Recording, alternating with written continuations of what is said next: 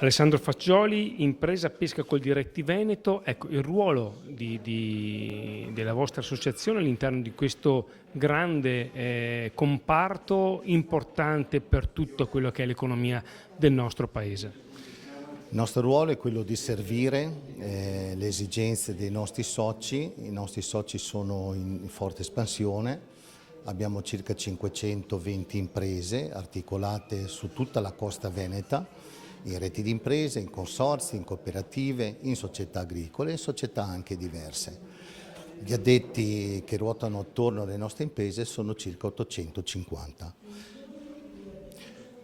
Tra i motivi che ci vedono impegnati sono uno stato di difficoltà che verrà ben esaminata in questi stati generali della pesca e quindi dalla sofferenza degli ambienti lagunari alla economicità di impresa nella pesca marittima che sta scemando, viste le concause anche internazionali, ma un complimento comunque va alla Regione che anche in un momento così difficile ha capito che parlare tutti assieme può essere la cosa più bella che c'è e forse forniera anche di risoluzione di questi problemi.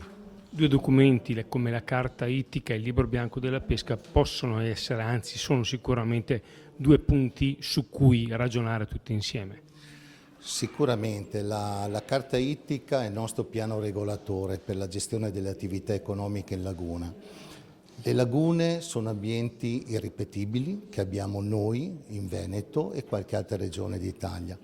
Da qui gli importanti indici economici che ci contraddistinguono. Le lagune vanno tutelate da buon padre di famiglia in un principio di equità e di trasparenza per le attività future. Per quanto concerne invece il libro bianco, sarà una sfida, adesso aspettiamo di vederlo, di leggerlo puntualmente e comunque fa parte di un grande lavoro fatto dalla Regione del Veneto.